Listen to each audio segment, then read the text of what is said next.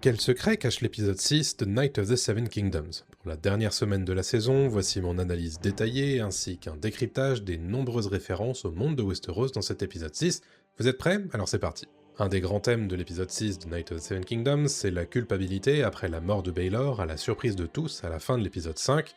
Bien entendu, Duncan se sent coupable, car s'il n'avait pas porté la main sur Aerion, rien de tout ceci ne serait arrivé, forcément. Il se demande pourquoi les dieux l'ont préféré lui au prince héritier, qui était pourtant considéré comme un futur excellent roi en puissance, et visiblement, le regard que portent les autres sur lui ne tend pas à rassurer Duncan. Valar Targaryen, le fils aîné de Baelor, lui demande de but en blanc pourquoi les dieux ont tué son père et pas le chevalier errant. Une question aussi tranchante qu'un coup de dague, mais ce n'est pas tout, car Duncan dit aussi à Raymoon qu'il ressent bien que tout le monde le considère comme responsable de la mort du prince Baelor. Les deux seuls à aller à l'encontre de cette théorie sont Lyonel Baratheon et Raymoon Fossavoie. Lyonel Baratheon explique d'ailleurs que selon lui, c'est parce que Baelor ne risquait rien lors du jugement des Sept que les dieux ont choisi de l'emporter. C'est un rappel à la fameuse tactique de Baelor de combattre les gardes royaux car ils ne pouvaient rien contre lui. Cette stratégie avait d'ailleurs été remise en question par Robin Reisling, et Baelor lui avait répondu que les dieux décideraient si c'était honorable ou non. Donc on peut voir en sa mort un signe que les dieux ont tranché sur le fait qu'il ne s'agissait pas d'une tactique honorable. Très remonté, Lyonel va même traiter Baelor de fraude, car selon lui, se battre contre des adversaires qui doivent retenir leur coup, c'est ne rien risquer, et donc manquer d'honneur. Quoi qu'il en soit, Duncan n'est pas le seul à ressentir une vraie culpabilité suite à la mort de Baelor, car le sentiment est partagé par Maekar, le frère de Baelor qui, rappelons-le, a donné à son frère le coup qui l'a tué. Dans le premier entretien entre Duncan et Maekar, le prince explique ce que tous penseront de lui, qu'il voulait vraiment tuer son grand frère. Il explique que ce n'est pas le cas, mais que malgré tout, il entendra la rumeur à ce sujet jusqu'à sa propre mort, et je ne sais pas vous, mais je crois déceler une véritable peine chez Maekar dans cette scène. C'est un homme meurtri par le combat, certes, mais ce sont les blessures psychologiques qui le mettent à mal ici. Il sait que, quoi qu'il arrive, le jugement des Sept a changé sa vie pour le pire. Avec la mort de son frère, il sera toujours considéré comme un fratricide, même s'il ne souhaitait pas que Baelor meure. Mais ça va plus loin que ça, car il sait que le peuple comme les nobles vont passer leur temps à regretter la mort de Baelor, qui aurait sans doute été un grand roi. Donc dès que quelque chose va mal se passer dans les Sept Couronnes, ce sera la faute de Maekar, car Baelor est mort. Et Baelor n'aurait jamais laissé faire ça, bien entendu. On ressent donc un véritable fardeau sur les épaules de Maekar, mais ce fardeau, il semble insister pour le partager avec Duncan, car lui aussi entendra la rumeur selon laquelle il est coupable d'avoir tué Baelor. Il n'a peut-être pas donné le coup de masse, mais c'est pour lui que Baelor combattait. On sent donc un rapprochement entre les deux personnages qui ressentent la même culpabilité et la même peine. Mais ça n'empêche cependant pas Maekar d'en vouloir à Duncan, car selon lui, il aurait mieux valu rétrospectivement qu'il se laisse châtier plutôt que de demander un combat judiciaire. Car après tout, qu'est-ce qu'un bras et une jambe face à la vie d'un prince? Mais Duncan n'est pas du tout de cet avis. Si ça se trouve, le royaume aura un jour plus besoin de lui en bonne santé que de la vie d'un prince, et il ne croit pas si bien dire comme on le verra peut-être un jour sur HBO. En tout cas, dans cet épisode 6, Duncan reçoit deux belles offres de la part des seigneurs de Westeros. Dans un premier temps, c'est Lyonel Baratheon qui lui propose de l'accompagner à Accalmie, où ils pourraient s'amuser ensemble comme des frères, dit-il. Lyonel a d'ailleurs été impressionné par Duncan lors du jugement des Sept. Il lui annonce que s'il s'associe au combat, il pourrait être inarrêtable, mais il doit d'abord s'améliorer au combat, et à Accalmie, il compte lui enseigner une chose ou deux sur le maniement des armes. L'offre que lui propose Maekar est assez similaire, rentrer avec lui à l'Estival, où il pourra être le mentor d'Aegon, mais aussi s'entraîner avec le maître d'armes du palais pour s'améliorer au combat. Comme le dit Maekar, votre sœur Arlan a fait tout ce qu'il a pu, j'en suis sûr, mais vous avez encore beaucoup à apprendre. Et là on se dit que c'est parfait, c'est exactement ce que cherchait Duncan depuis le début de la saison. Une grande maison noble de Westeros qui l'embaucherait et un endroit où s'établir. Eh bien, ça n'a pas l'air d'être ça qu'il recherche au final, car il refuse les deux offres une à une. L'offre de Lyonel, Duncan la refuse en expliquant qu'il n'apporte que souffrance à ceux qui l'accompagnent. L'offre de Maekar, par contre, il la refuse car il dit en avoir marre des princes. Il faut dire qu'il a été très mal traité par Aerion, bien sûr, mais aussi parce que ses actions ont mené à la mort du prince Baelor.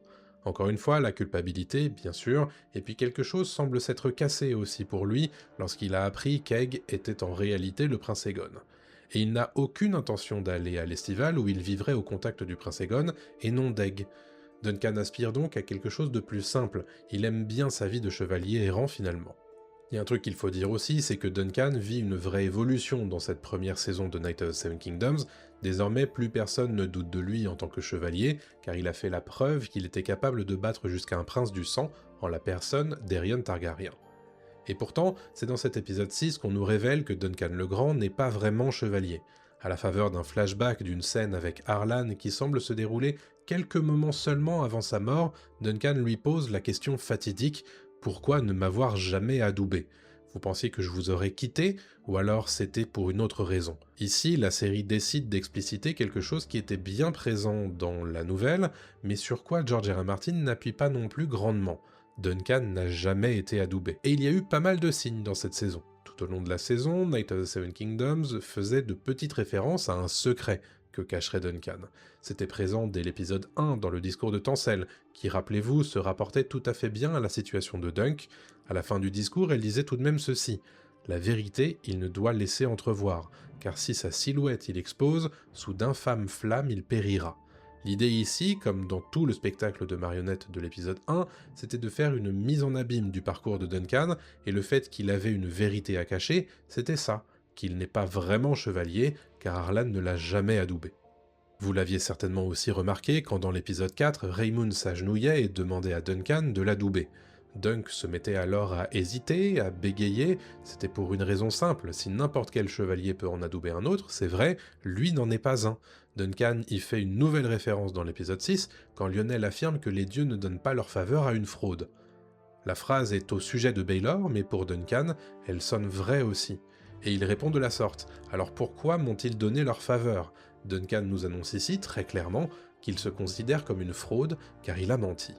Et pourtant, comme l'a montré toute cette saison 1, Duncan a beau n'être qu'un écuyer, il est sans doute plus chevalier que n'importe quel autre chevalier qu'on a croisé depuis l'épisode 1. Il est attaché aux valeurs de la chevalerie, de clémence, d'honneur, et il les respecte sans arrêt, ce qui n'est pas le cas de bon nombre de vrais chevaliers qu'il a vus cette saison. Alors que vaut-il mieux, être un vrai chevalier adoubé par un autre vrai chevalier, mais ne pas respecter son serment, ou bien être un écuyer qui joue les chevaliers errants, mais qui respecte le serment des chevaliers avec honneur et défend les innocents ? Question rhétorique évidemment, Duncan est sans doute le chevalier le plus pur qu'on ait vu cette saison, en tout cas vous noterez que le jugement des sept a agi comme une sorte de gomme qui aurait effacé les soupçons des autres concernant la nature de Duncan. Il s'est bien battu, et il a gagné, ce qui veut dire qu'il est innocent et que les dieux lui ont donné leur faveur. On ne va donc plus se demander s'il est chevalier ou non, Duncan a donc mené à bien sa transformation, il est désormais chevalier. Et un chevalier a besoin d'un écuyer. C'est d'ailleurs la raison du premier entretien entre Maekar et Duncan. Le prince propose à Duncan de prendre Egg comme écuyer, mais le chevalier errant décide de refuser, car Maekar lui propose de se sédentariser à l'estival. Et on peut imaginer que pour Duncan, la vraie vie se trouve sur les routes. Car en dehors de Cupucier, où il a connu la misère et sans doute de nombreuses cachettes, il a toujours bougé au gré du vent et des routes de Westeros, c'est donc un refus qu'il oppose à Maekar en première intention. Puis il va requérir tout de même une nouvelle audience auprès du prince, et là cette fois on peut y voir comme une inversion du rapport de force, ce n'est plus Maekar qui exige sa présence dans son bureau, mais Duncan qui demande à le voir. Et c'est d'ailleurs Duncan qui donne sa contre-proposition, il accepte de prendre Egg comme écuyer, mais seulement s'il peut l'emmener sur les routes de Westeros, vivre une vie de chevalier errant, comme lui à l'époque où il n'était que l'écuyer d'Harlan. Là encore, vous noterez que Duncan répète la matrice que lui a enseignée Harlan, il ne considère pas une seule seconde l'idée de vivre une autre vie. Bien sûr, Maekar est trop fier pour accepter que son propre fils, quand bien même c'est le dernier, vive une vie de vagabond, il refuse donc, mais Duncan, toujours aussi direct, lui explique que la vie de prince ne semble pas avoir réussi à Daeron ni à Aerion. Peut-être qu'une vie plus simple aura plus de bénéfices sur Aegon, et là, peut-être sans le savoir, Duncan touche à un des points les plus sensibles pour Maekar, la fierté qu'il espère connaître pour ses fils qui l'ont déçu un à un. Entre Daeron, son aîné, qui n'est qu'un pleutre et un ivrogne, et Aerion, qui est cruel et manque d'honneur, Maekar espère mieux. D'ailleurs, il semble ne pas avoir baissé les bras, car il compte envoyer Aerion aux cités libres pour tenter de le faire changer. Lorsqu'il s'agit d'envoyer Aegon sur les routes, là c'est trop compliqué, il le dit avec une certaine émotion, c'est mon dernier fils, sous-entendu, si je rate son éducation à lui aussi, j'aurais raté l'éducation de tous mes fils. Vous aurez noté évidemment que je ne parle pas de Daemon ici, parce que forcément il est un petit peu à part, puisqu'il est déjà à Villevieille pour parfaire son étude en tant que maître. Les deux hommes se quittent sur ce refus de la part de Mekar, mais Egg vient à la rencontre de Duncan et lui dit que son père l'a autorisé à devenir l'écuyer du chevalier errant. C'est évidemment faux, comme on l'apprendra à la toute fin de l'épisode. Toujours est-il qu'Egg a à nouveau désobéi à son père et fugué, cette fois pour rejoindre Duncan et vivre auprès de lui. Vous noterez que Dunk reprend Egg une nouvelle fois en lui demandant de l'appeler Sir, son titre de chevalier, mais il l'accepte bien vite à ses côtés et lui donne Noisette. Pour rappel, c'est sans doute Noisette que chevauchait Duncan lorsqu'il était écuyer d'Arlan. Il fait également référence à leur première rencontre en lui ordonnant de ne jamais monter sur Tonnerre, comme il l'avait fait dans l'épisode 1. La boucle est donc bouclée. Duncan commençait la saison seul après la mort de son mentor. Il est désormais le mentor de son propre écuyer. Il commençait la saison en écuyer, qui faisait croire qu'il avait été adoubé. Il est désormais accepté en tant que chevalier par tous ceux qui l'ont vu à Sandregué, et c'est donc une nouvelle étape du parcours de Duncan qui peut commencer. Une étape où cette fois, il ne sera plus seul, car il pourra compter sur Egg à ses côtés. Cette nouvelle étape est symbolisée par ce très joli plan qui montre Duncan et Egg chevauchés vers l'horizon, aux côtés d'Arlan qui les laisse suivre leur propre chemin avant de partir hors champ. Là, bien sûr, c'est une manière pour la série de nous montrer que Duncan n'a plus besoin de la béquille qu'était le souvenir de Sir Arlan. Il a sans doute passé une étape dans son deuil et peut avancer désormais dans sa propre nouvelle vie, une vie dans laquelle c'est lui qui prend les décisions pour le duo et dans laquelle il a une mission d'enseignement auprès de son jeune écuyer. Cette étape passée est aussi bien présente dans cette scène où Duncan plante un sou dans l'orme qui lui servait d'abri durant la saison 1. Si je me trompe pas, on peut aussi voir Duncan déchausser le sou d'Arlan dans le pommeau de son épée, et c'est ce sou qu'il cloue dans l'orme, comme le veut la tradition de l'arbre-sou. Ici, symboliquement, Duncan ferme un chapitre de sa vie, celui d'Arlan, et il en ouvre un autre que l'on découvrira dès 2027 avec la saison 2 de Night of the Seven Kingdoms, que j'ai d'ores et déjà très hâte de voir. Vous aussi, dites-moi tout dans les commentaires. Vous le savez, je dépends de mes soutiens pour rémunérer mes activités sur YouTube, alors si vous voulez donner un coup de main, pensez à rejoindre la chaîne YouTube, ou bien soutenez sur ma page Ko-fi ou Ulule. En contrepartie, vous obtenez mes vidéos en avant-première, ainsi que des vidéos en exclusivité. Un grand merci à tous ceux qui me soutiennent déjà. Qui dit nouvel épisode, dit nouveau décryptage des références, et cette semaine, pour la dernière fois de la saison, j'ai encore noté plein de choses intéressantes.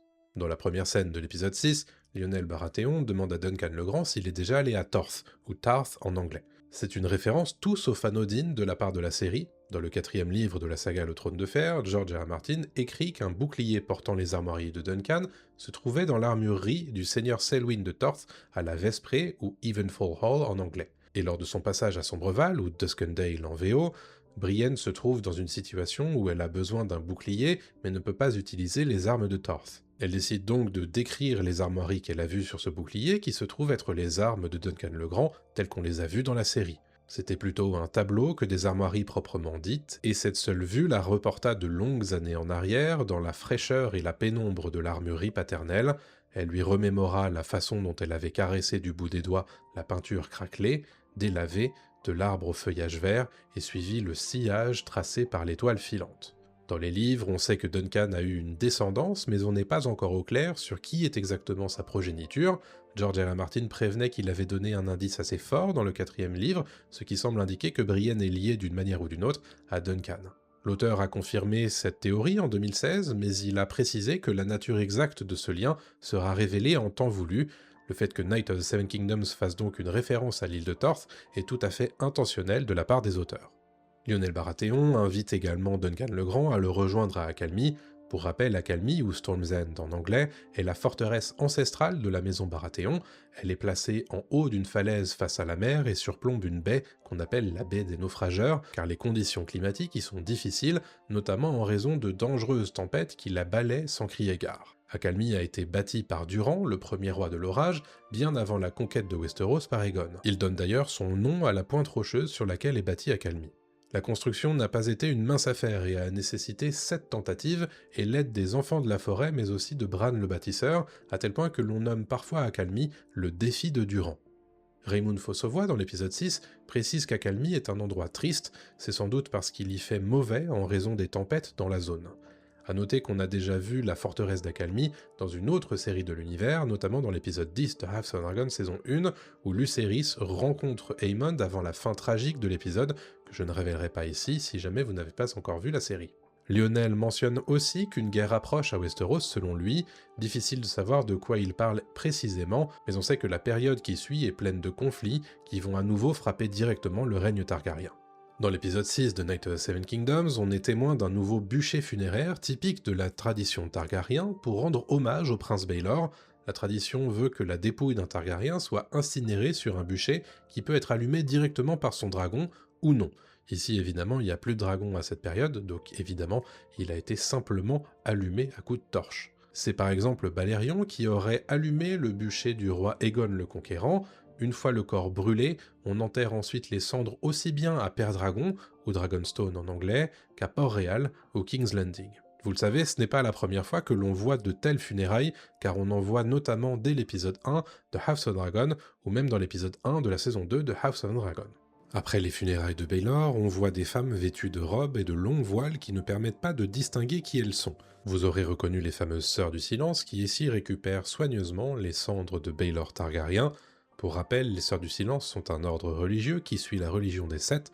Elles ont pour charge de s'occuper des morts. Lors de funérailles plus classiques, elles s'occupent des dépouilles pour qu'elles puissent être exposées durant les funérailles.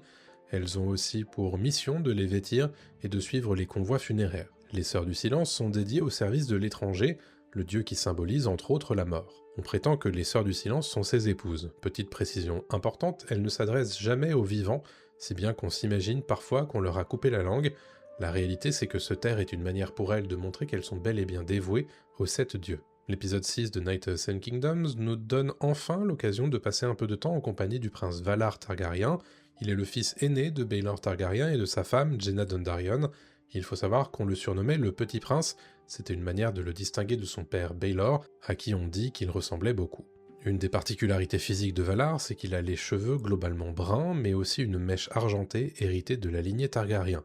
Au moment du tournoi de Sandrogué, il a quelque chose comme 20 ans et est déjà marié à Kyra de Tiroche, que l'on voit d'ailleurs à ses côtés durant les funérailles. Avec la mort de son père Baelor Targaryen, Valar devient donc héritier présomptif de Daeron II, il est le suivant dans la ligne de succession. Vous noterez que Valar est particulièrement bouleversé par la mort de son père, il mentionne notamment le fait que peu de pères meurent dans l'armure de leur fils, ce qui est moins le cas en sens inverse.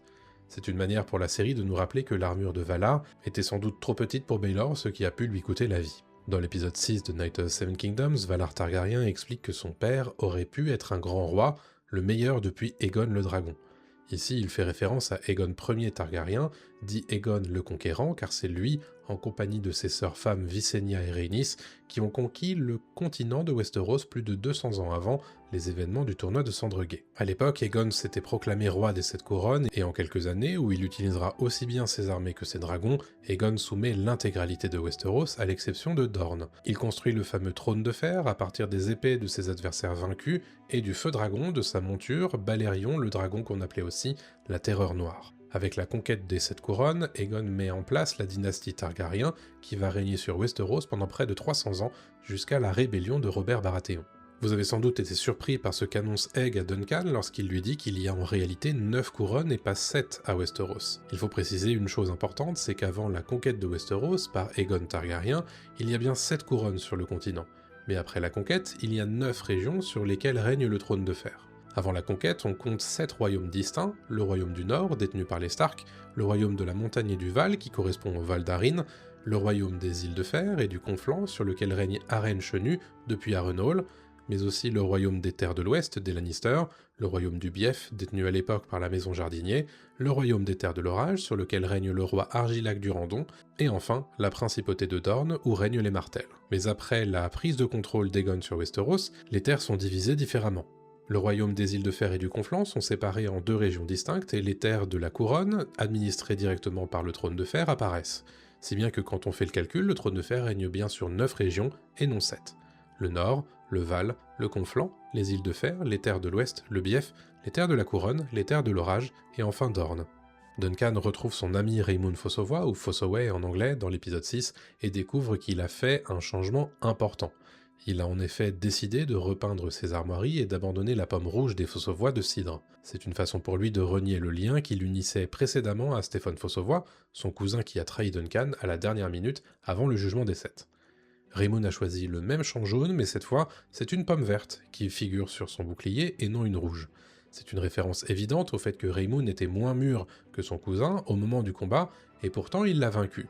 Comme quoi il vaut effectivement mieux être moins mûr plutôt qu'être pourri jusqu'au trognon.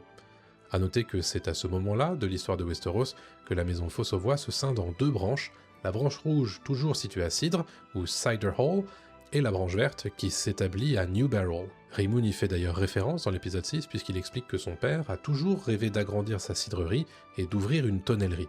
C'est donc très littéralement le nom de son siège, New Barrel, qui veut littéralement dire « nouveau tonneau » en français.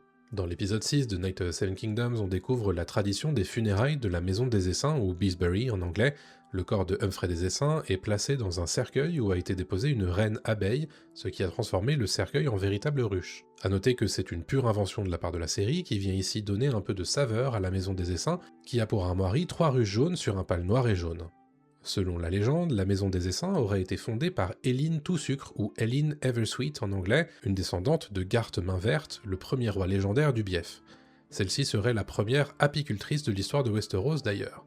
De la maison des Essaims, on sait assez peu de choses, hormis ce qu'on en a vu dans House of the Dragon. Le seigneur Lyman des Essaims servait comme grand argentier de Jaehaerys Ier, puis de Viserys Ier jusqu'à sa mort, et au Conseil Vert où il est tué par Criston Cole. De ce fait, son petit-fils, Alan des Essaims, soutenait Rhaenyra dans la Danse des Dragons. La maison des Essaims existe encore à l'époque des livres de la saga du Trône de Fer, mais n'y a pas vraiment d'apparition notable. Dans son entretien avec Duncan, Maekar Targaryen mentionne qu'une place attend Duncan à l'Estival, ou Summer Hall en anglais, mais c'est quoi exactement l'Estival ? Il s'agit d'un palais appartenant à la maison Targaryen. Le palais est construit en 188 après conquête par Daeron II Targaryen, soit un peu plus de 20 ans avant le tournoi de Sandregué. Il s'agit ici de célébrer la récente unification de Dorne au reste des 7 couronnes, c'est donc pour ça qu'il est construit à la frontière des Montagnes Rouges. Durant les jeunes années de son règne, Daeron II vit à plusieurs reprises à l'Estival avant d'abandonner le palais pour Port-Réal en vieillissant. C'est là qu'il donne à son plus jeune fils, Maekar, la charge du palais, ce qui explique pourquoi Maekar et ses enfants venaient de l'Estival quand ils sont arrivés à Sandregué. A noter que l'Estival est beaucoup plus près de Sandregué que ne l'est Port-Réal, ce qui explique sans doute pourquoi Daeron a demandé à ses fils de s'y rendre et qu'il ne s'est pas déplacé lui-même. Maekar précise d'ailleurs que le roi est vieux, c'est l'occasion de faire le point sur le règne de Daeron II Targaryen. En 209 après conquête, Daeron a 56 ans, ce qui est effectivement vieux dans le contexte d'une fiction médiévale fantastique. Pour la petite histoire, Daeron II naît en 153 après conquête et accède au trône 30 ans plus tard, en 184 après conquête. Durant son règne, il a fait face à de nombreux obstacles, dont le plus grand a été la première rébellion Feu Noir, où il a dû défendre son règne par les armes face au prétendant Daemon Feu Noir ou Daemon Blackfire, vaincu aux champs d'Herbe Rouge en 196 après conquête. À l'issue de son règne, Daeron II est largement considéré comme un roi compétent. C'est durant son règne que l'union des 7 couronnes est achevée, près de 2 siècles après la conquête, avec l'unification de Dorne au reste du royaume. Maekar Targaryen exprime le souhait que son fils Aegon ou Aegon devienne écuyer à partir de l'épisode 6.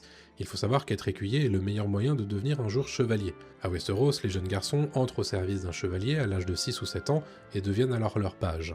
Si le chevalier qu'il sert est satisfait de lui, il deviendra alors son écuyer. En tant qu'écuyer, le jeune homme accompagne son maître et obéit aux demandes de son chevalier de tutelle. Ça peut aller de s'occuper de leur campement jusqu'aux tâches ménagères en passant par l'entretien d'armure et d'armes, ou encore aller faire des courses. Un écuyer aidera aussi son maître à retirer son armure ou bien à l'enfiler quand il en a le besoin. En échange de ses services, le maître chevalier va prodiguer un enseignement martial à son écuyer pour faire ses armes et lui permettre un jour d'être à la hauteur de devenir lui-même chevalier. En temps de guerre, un écuyer pourra combattre aux côtés de son maître, tandis que durant les tournois, on l'a vu cette saison, un écuyer est chargé d'aider son chevalier lors des joutes. Je vous renvoie évidemment à ma vidéo sur les chevaliers de Westeros pour en apprendre plus sur la tradition de chevalerie dans les 7 couronnes. Maekar explique aussi à Duncan qu'il a encore beaucoup à apprendre et qu'il lui donnera accès à son propre maître d'armes à l'Estival pour parfaire son entraînement. Mais c'est quoi concrètement un maître d'armes ? C'est un membre d'une maison, que ce soit la maison royale ou bien celle d'un seigneur, qui a pour mission d'éduquer les enfants de la maison aux armes. Et bien sûr, il y a aussi les maîtres d'armes dans les différents corps militaires, dont la garde de nuit. Le maître d'armes est chargé d'organiser des exercices pour ses élèves avec des armes en bois ou bien des épées mouchetées, c'est-à-dire qu'elles ne peuvent pas blesser réellement, mais parfois les épées sont bien réelles. Le maître d'armes passe donc beaucoup de temps avec les jeunes hommes de la maison qu'il sert et a parfois une influence importante sur eux. C'est le cas notamment de Quentin Bull ou Quentin Bull en anglais, le maître d'armes qui a tout appris à Daemon Feu Noir, Daemon Blackfire, et avec qui il a combattu durant la première rébellion Feu Noir. Dans le flashback de l'épisode 6, Harlan explique pourquoi on appelle le village de l'Arbre-Sous comme ça. L'Arbre-sous, ou Penny Tree en anglais, est le village dont est originaire Arlan. Le village est situé dans la région du Conflent et trouve son nom dans la tradition qu'Arlan décrit. En effet, sur la place de l'Arbre-sous se trouve un chêne sur lequel les hommes qui sont appelés à la guerre plantent un sou avant de partir. Et s'ils reviennent, ils peuvent enlever la pièce qu'ils y ont clouée, mais Arlan précise qu'il est devenu difficile de trouver un endroit de libre sur ce gigantesque chêne désormais, ce qui montre bien que les soldats ont tendance à ne pas revenir de la guerre. Il faut donc imaginer un énorme arbre recouvert de pièces de cuivre au milieu de la place d'un village. Il est d'ailleurs assez émouvant de voir Duncan planter le sou qui se trouve sur le pommeau de l'épée qu'il a hérité d'Arlan, sur l'orme qu'il avait lui-même choisi comme refuge dans cette saison 1. L'épisode 6 de Night of the Seven Kingdoms fait plusieurs auto-références à ce qui s'est passé dans la saison 1.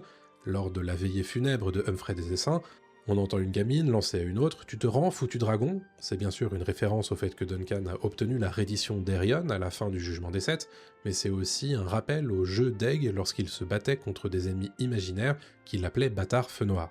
En tout cas, on peut imaginer que la victoire de Duncan contre un prince targaryen va peut-être nourrir un esprit assez rebelle chez la petite. Dans la séquence où Aig entre dans la chambre d'Aerion avec un couteau, avec sans doute l'intention de venger Baelor, on peut voir plusieurs choses. D'abord le fait qu'Aerion le menaçait lui aussi, lorsqu'il était jeune, de lui couper les organes génitaux pour en faire une fille qu'il pourrait épouser, mais aussi et surtout Maekar qui l'empêche de commettre l'irréparable, et là tout de suite ça m'a rappelé la phrase de Baelor qui disait que les maîtres nous disent d'aimer nos frères. Le rappel est subtil, mais j'ai trouvé ça beau. Il y a aussi un court moment où Gwen, la fille du seigneur Sandreguet, vient s'excuser auprès de Duncan. C'est un rappel que durant l'épisode 2, elle le menaçait d'une gifle et le traitait de grand et stupide. Ici, la boucle est donc bouclée pour Gwen elle aussi. Et enfin, dernière auto-référence à la fin de l'épisode, lorsque Aig explique qu'il n'a jamais traversé les Montagnes Rouges, mais qu'il paraît qu'ils ont de bons spectacles de marionnettes à Dorne, c'est évidemment une référence au fait que Tancelle est dornienne, et qu'on sait qu'elle et sa troupe sont partis vers Dorne après le coup de sang d'Aerion. En tout cas, voilà de quoi nous donner envie de regarder la suite de Night of the Seven Kingdoms, qui pourrait réunir Duncan et sa dulcinée Tancelle. Vous voulez discuter de Game of Thrones et de son univers avec des fans? Mon serveur Discord est fait pour ça, on y discute des séries, des livres et de plein d'autres choses, alors rejoignez-nous. J'ai noté plusieurs différences et de nombreux ajouts dans l'épisode 6 par rapport à la nouvelle de George R. R. Martin, et pour la dernière fois de cette saison, c'est parti pour le point hebdomadaire sur les différences avec le livre. Comme depuis le début de la saison, Night of the Seven Kingdoms donne un rôle plus grand à Lyonel Baratheon que durant la nouvelle. C'est très clair dans toute la scène qui démarre l'épisode entre Lyonel et Duncan à côté de l'orme. Sachez, si vous n'avez pas lu la nouvelle, que toute cette scène est un ajout de la part des scénaristes, car en réalité, chez George R. R. Martin, Lyonel Baratheon disparaît tout simplement après le Jugement des Sept. Alors évidemment, on sait qu'il a survécu au combat, mais c'est tout pour lui dans la première nouvelle, et j'avoue avoir apprécié cet ajout de la série, qui sait très bien qu'elle a affaire à un personnage chouchou du public, et l'utilise à bon escient. J'aime bien le fait que Lyonel propose à Duncan de partir avec lui à Accalmie, mais que Duncan décide de poursuivre sa route car il souhaite vivre sa vie. On sent bien qu'un véritable lien existe désormais entre Duncan et Lyonel, qui dit d'ailleurs qu'il compte l'aimer ou le détester comme un frère, quoi qu'il arrive. Je trouve d'ailleurs malin de la part des scénaristes de donner plus de choses à Lyonel Baratheon que dans la nouvelle, étant donné qu'on sait que Lyonel aura à terme un rôle important à jouer face à Duncan dans le lointain futur de sa vie, qui pourrait peut-être un jour être entièrement adapté dans la série si elle dépasse les 3 nouvelles publiées. Il y a un autre ajout que pratique la série dans cet épisode 6, c'est à peu près tout ce qui tourne autour de Raymound Fossavoy, sauf son bouclier à la pomme verte.